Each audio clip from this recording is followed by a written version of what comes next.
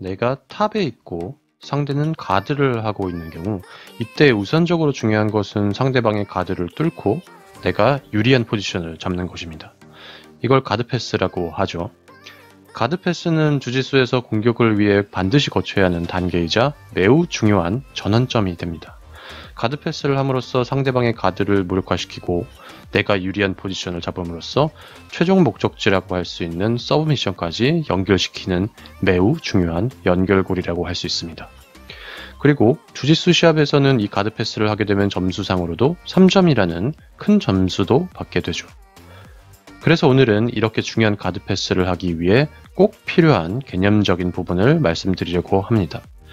가드는 그 종류도 다 다양하고 각각의 가드마다 이를 뚫고 패스하기 위한 다양한 기술들이 있지만 대부분의 그러한 다양한 기술들을 관통하는 공통적인 개념과 포인트를 말씀드리겠습니다. 그럼 시작합니다. 가드 패스를 완성하기 위해 필요한 것은 바로 상대의 세 가지 부위를 컨트롤 또는 압박하는 것입니다. 사진으로 한번 볼까요? 첫 번째, 골반, 엉덩이. 두 번째, 상체. 세 번째, 목 또는 얼굴입니다. 앞서 말씀드린 것처럼 주짓수에는 다양한 가드가 있고 이러한 가드들을 패스하는 수많은 방법들이 있지만 거의 모든 가드 패스 방법은 이 세 부위를 컨트롤해야 한다는 공통점이 있습니다. 가드 패스의 기본 원리로서 작동하고 있다는 것인데요. 이 부위들을 컨트롤하는 것은 상대방의 움직임을 쉽게 제한할 수 있는 방법이고 그만큼 이를 통해 가드 패스를 효율적이고 효과적으로 할 수 있게 됩니다. 여기서 모든 가드 패스 기술들을 보여드리면서 설명드리기는 어렵지만 몇 가지를 보시면서 그 원리를 이해하고 다른 패스 기술들에도 접목시켜보면서 생각해보고 더 나아가 자신만의 패스 방법을 만들어낼 수도 있습니다. 영상들을 한번 보실까요? 자, 첫 번째, 엉덩이 또는 골반입니다. 하파엘 멘데스, 지금은 은퇴했지만 이 선수는 레그 드래그를 기가 막히게 사용했던 선수였습니다. 이 레그 드래그는 상대방 다리의 움직임을 차단하기도 하지만 보다 핵심은 상대방 골반의 움직임을 완전히 막음으로써 가드 패스를 완성할 수 있다는 것입니다. 여기서는 레그 드래그의 기술을 보여드리기보다는 레그 드래그를 1차적으로 한 이후에 이를 완성해내는 디테일을 보여드리려고 합니다. 보시죠. 레그 드래그를 통해서 상대방의 왼쪽 다리가 내 왼 골반으로 이미 넘어간 상태죠. 여기서 이제 중요한 것은 상대방 골반의 움직임을 완전히 차단하는 것입니다. 여기서 왼쪽 무릎이 상대의 가랑이 사이로 들어와 있는 상태에서 땅을 찍고 반대 오른쪽 무릎으로는 상대의 왼쪽 골반을 막으면 상대방은 양쪽 골반이 막혀서 오른쪽으로도 왼쪽으로도 몸을 틀 수 없게 됩니다. 여기서 하나의 팁을 더 알려드리면 여기에서는 보여주지 않지만 오른손으로 보이지 않는 이 오른손이 상대의 허리 뒤에 있는 띠를 잡고 들어 올리면 상대방은 옴짝달싹 못하게 됩니다. 그렇게 되면 가드 패스가 정말 완벽하게 된 거죠. 또 하나를 볼까요? 자, 여기서 상대방의 가드를 패스하기 위해서 첫 번째로 하는 것이 오른손이 상대방의 왼쪽 골반을 누르는 것입니다. 보시죠. 이 기술은 롱스텝이라고 내 오른 다리가 뒤로 길게 넘어가면서 상대를 패스하는 방법인데 자세한 내용은 뒤에서 다시 다루겠습니다. 여기에서는 상대의 골반을 누른 것부터 가드 패스가 시작된다는 점을 기억해 두시고요. 두 번째, 상대의 상체인데요. 이 상체는 경우에 따라서 상대의 배, 명치가 될 수도 있고 어깨가 될 수도 있고 또는 겨드랑이가 될 수도 있습니다. 이 영상에서는 배 부분을 컨트롤합니다. 가드 패스의 가장 기본 기술 중에 하나인 엑스패스죠. 오른손으로 상대의 배를 누르면서 엑스패스. 이 기술을 자세한 내용은 생략을 하겠지만 여러 동작 중에 중요한 포인트는 상대방의 상체를 잘 움직일 수 없도록 컨트롤하면서 가드 패스를 한다는 점입니다. 여기서 어떻게 보면은 오른손이 상대방의 골반을 컨트롤하는 것처럼 보일 수도 있는데 상대방의 배입니다. 직접 해보시면 아시겠지만 엑스패스를 완성하기 위해서는 상대의 배나 명치를 누르면서 패스를 해야 안정적이고 성공적으로 패스를 할 수 있게 됩니다. 이번에는 상대의 어깨 또는 겨드랑이를 컨트롤하면서 패스를 하는 방법입니다. 이 영상은 우리나라 거의 1세대 블랙벨트 되시는 크리스 킴 관장님의 기술인데요. 여기서는 니 슬라이드를 하면서 상대의 어깨를 컨트롤합니다. 상대방의 라페를 열고 겨드랑이 사이 바닥에 라페를 잡은 주먹을 바닥에 박았죠.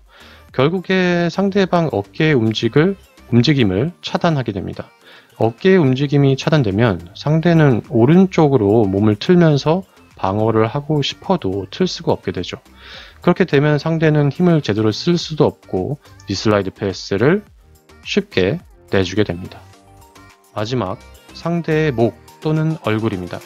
기본적인 방법은 상대가 방어를 위한 방향으로 몸을 돌리지 못하도록 얼굴, 목의 움직임을 막는 것이죠. 이 영상은 가드패스 영상은 아니지만 이해를 하기 쉽게 하기 위한 건데요.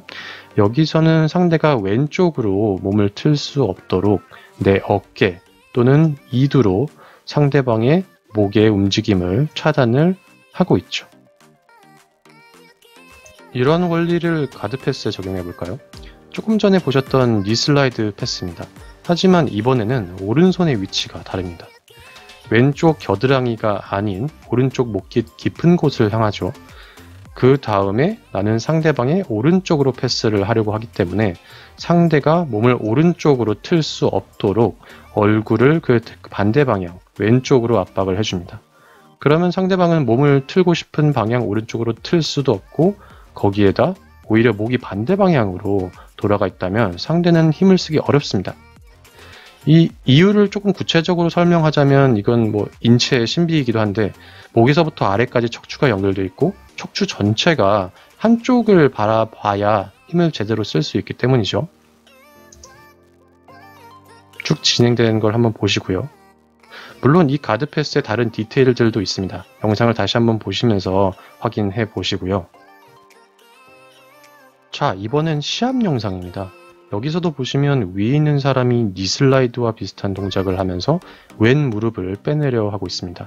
상대방은 당연히 그쪽 다리 또는 발목을 붙들고 있겠죠. 이때 보시는 것처럼 오른손은 상대의 오른쪽 라페를 겨드랑이 사이로 빼내서 잡고 내 어깨, 이두로 상대의 왼쪽 얼굴을 압박하고 있습니다. 시간이 걸리지만 아래에 있는 상대방은 힘을 제대로 쓸 수 없기 때문에 결국에는 가드 패스를 허용합니다. 사실 뭐 여기에서는 목뿐만 아니라 라페를 통해서 어깨도 일부분 컨트롤이 되고 있죠. 그래서 세 가지를 컨트롤해야 한다고 말씀드렸습니다. 골반, 상체, 목.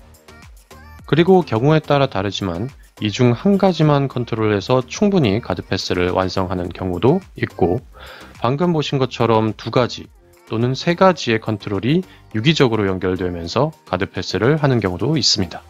이 영상으로 다시 돌아와 보면 여기서는 세 가지를 모두 컨트롤하는 모습을 볼 수 있습니다. 한번 보시죠. 골반, 그 다음 목과 어깨. 여기서는 설명을 위해서 오른손을 치웠지만 오른손은 상대의 왼쪽 골반을 상대방이 몸을 돌리지 못하도록 밀고 있는 상태여야 하고 잘 보이지는 않지만 위에 있는 사람이 왼팔로는 상대의 목을, 머리로는 상대의 어깨를 컨트롤하게 됩니다. 이렇게 세 부위를 모두 컨트롤하면서 가드 패스가 완성이 되는 거죠. 추가로 하나의 팁을 더 드리자면 그럼에도 불구하고 상대방이 몸을 오른쪽으로 틀면서 방어를 하려고 다리가 들어오려 한다면 오른손의 위치를 바꿔서 상대방 오른쪽 골반이 있는 쪽을 막아주면 상대의 다리가 들어온 것을 막아줄 수 있습니다. 이렇게 지금까지 본 이 세 가지를 꼭 기억하시고 다양한 가드 패스 기술을 이러한 원리를 염두에 두면서 연습하시고 실전에 적용하시면 주짓수가 더 재밌어지고 원리를 이해하고 있는 움직임이 나올 거고요. 내 실력을 업그레이드 할 수 있을 겁니다.